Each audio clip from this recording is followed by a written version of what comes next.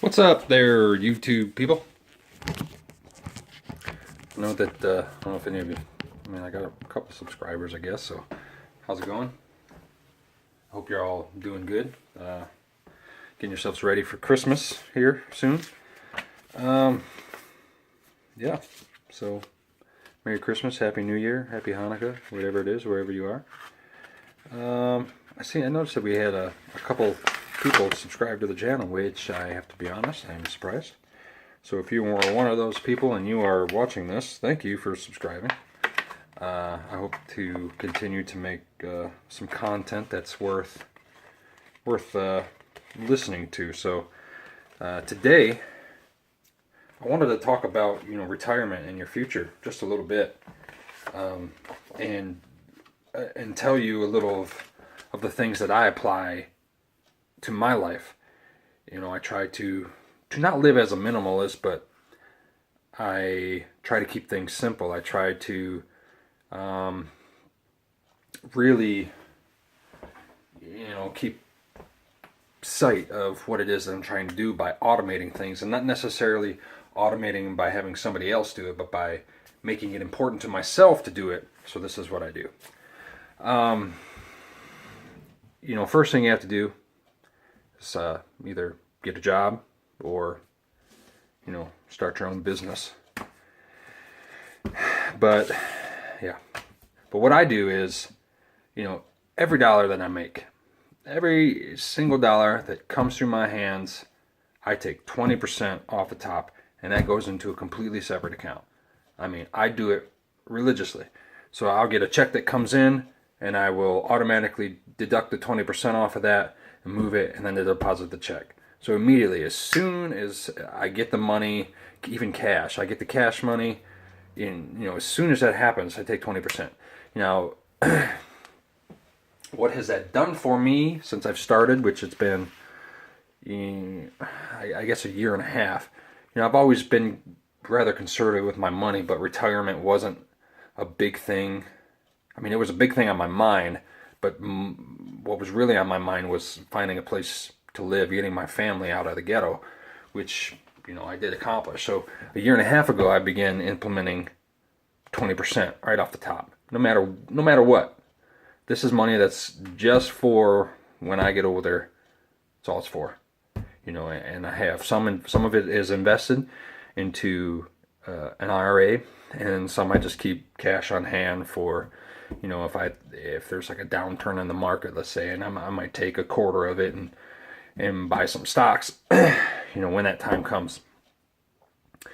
But that's pretty much what I do, thinking about the future, and I think that it's something that a lot of us neglect to do is think that one day we're going to be old and may not be able to work anymore, or one day something could happen, we might need some money.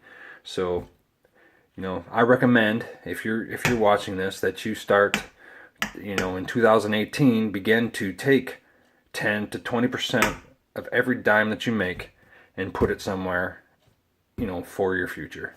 And that's just what I think.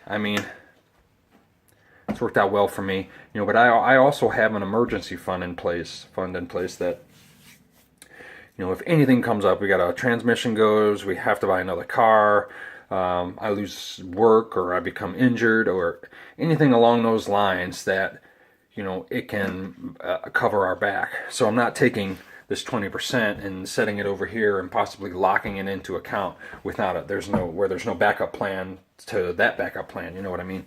So if you can, get yourself an emergency fund together. If you're a young person, $1,000 or whatever. If you're older with a family, 3 to 6 months expenses. I'm sure that you've heard all this before, and if you haven't, and someday I'll go into more detail about all that, but you want to have that set aside. For me, I have around a year and a half worth of expenses set into account, and don't think that this is something that happens overnight. This is, a long time has gone by that I have, little by little, piece by piece, put my life together in such a way that I'm able to do these things, and and I still struggle every day with lots of things, like anybody else does. But if you're somebody who's leaning towards this, a debt-free lifestyle, and just wanting to prepare yourself for your future. You know, getting out of debt is important. Saving for your future, it's important.